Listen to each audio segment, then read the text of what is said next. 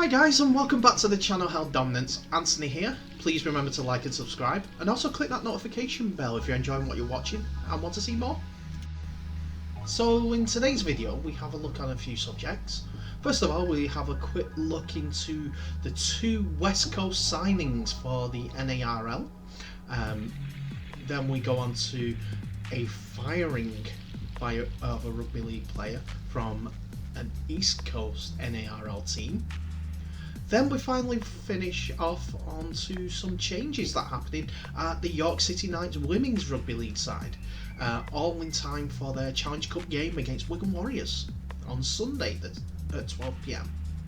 Remember, that is on Twitch, so go and watch it when it comes out. Let's begin. So we begin first of all over at the San Diego Swell in the Western Conference, as they have signed American international Charlie Jones. He's a versatile Aussie-born 5'8", hooker, loose standoff, second row. He's very, very versatile, let's put it that way, with about 20 years worth of experience behind him. He'd recently been playing for the Jacksonville Axemen, so he's got some American Rugby League form behind him already. To his credit, he has played in all different places.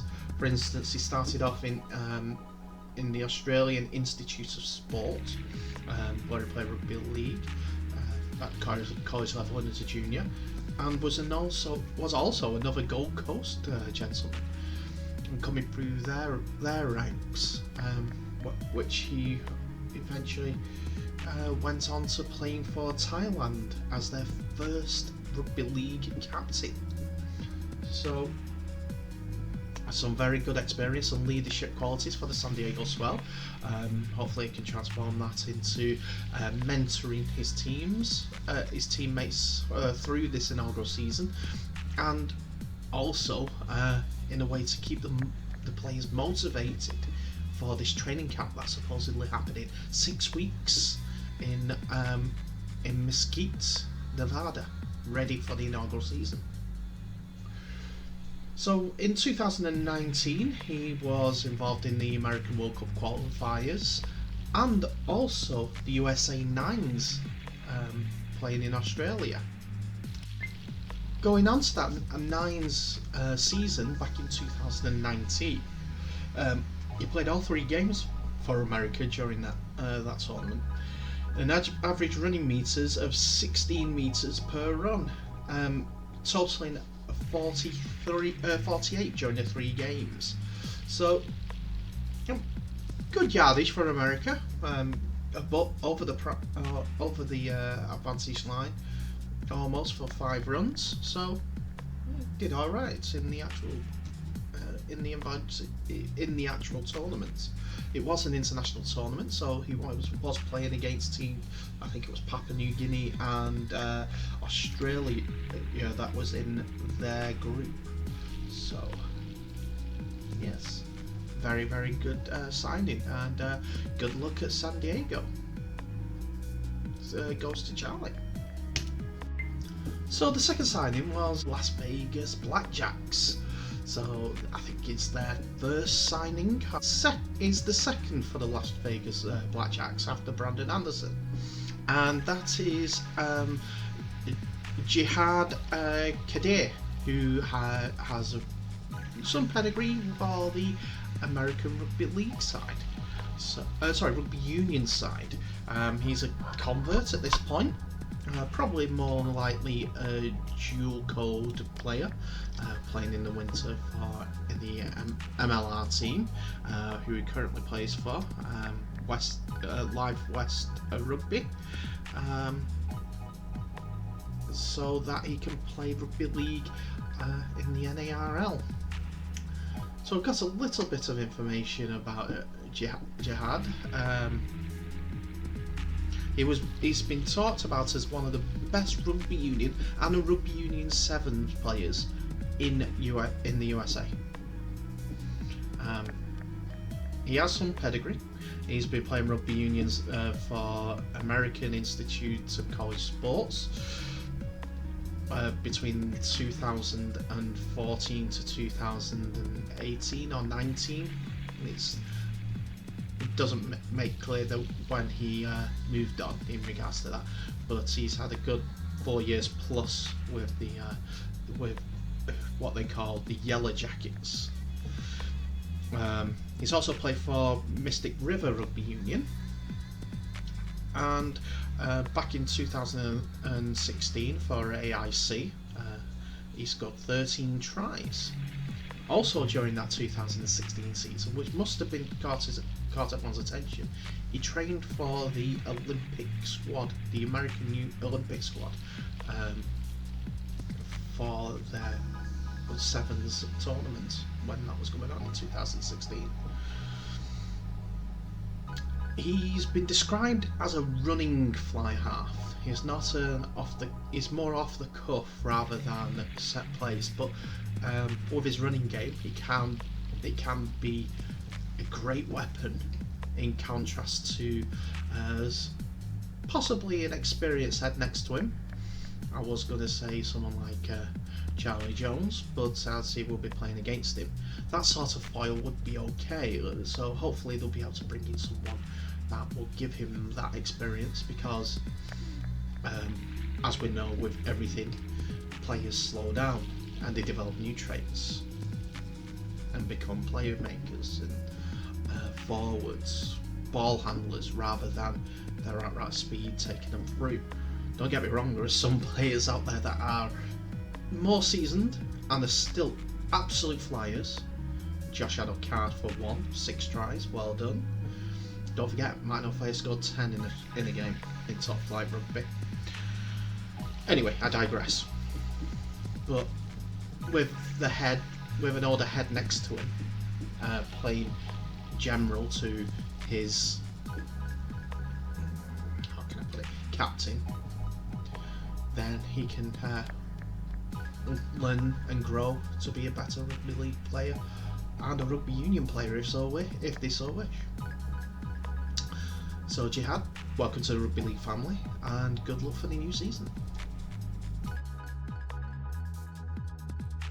Come on to the contract termination of Tony Williams. North American Rugby League and also New York Freedom Rugby League have been praised for their actions, straight and swift actions, after some social media comments come to light, which a couple of players, to be fair, are focused towards the victim of the case against Jared Hayne. Jared Hayne, who trialled for American football teams, the San Francisco 49ers, I think it was, back a few years back, and his friends have leapt to his defence because of the sentencing. There was some comments from not just Tony Williams, but Kristen Inu, who plays for the Salford Red Devils. Kristen quickly backtracked some of the stuff that he said, and he was a bit softer in the language, shall we say, than Tony Williams. So these ill-advised comments have led to New York Freedom releasing a statement in regards to the comments that were made. So the official statement from the Freedom say, in light of the recent comments made by Tony Williams regarding the sentencing of Jared Hayne, New York Freedom can confirm that the contract between Tony and the club has been terminated. New York Freedom condemns Tony's comments, and his opinions are not the opinions of New York Freedom and any party involved in the club. Tony spoke for himself via his own social media, of which the club has no control. New York Freedom understands the hurt caused by these comments and takes this issue very seriously. As a club, we are dedicated to growing the great sport of rugby league and are committed to it always being an inclusive, safe and family orientated environment. It's tough enough on the field, you don't need it off the field. Yes, I can understand backing your brothers, backing your teammates, backing your mates, but in this circumstance the comments were ill-advised, shall we say that, more than anything. And it's not just New York that have come out against it. According to the Sydney Herald, Windsor Wolves have also terminated the contract of Tony Williams for their season. He'd been there since 2019 and was playing for both clubs, as it didn't cross over. Unfortunately, that has come to the front of this whole situation, and Tony Williams is reportedly without a club at this point. We wish Tony all the best. I know you're backing your friend, and probably in the light you do have a little bit of regret in regards to saying those things. Part of the video today, we have a look at the Women's Rugby League, as it's coming up to the Betfred Women's Challenge Cup quarterfinals this weekend actually. With York playing Wigan, they have made some major moves. First of all, there have been some moves in the boardroom for the Wigan, for the York side. For instance, Adam Cuthbertson has become the head of performance there, and director of rugby, women's rugby, Lindsay Armfield from Castleford Tigers, has moved to the York side as well. But that's not the only changes that have come in. So far, today, that is the 7th of the 5th, 2021, there have been 3 signings made for the York side.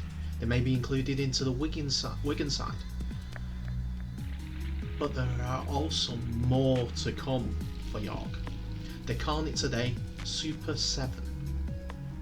A hashtag that started around about 1 PM. And first of all, 3 England women's players have all signed for York. First of all, you got Tamsin Renouf from Castleford Tigers. She's looking forward to playing at the new club. It's a big adjustment, new ground and everything like that.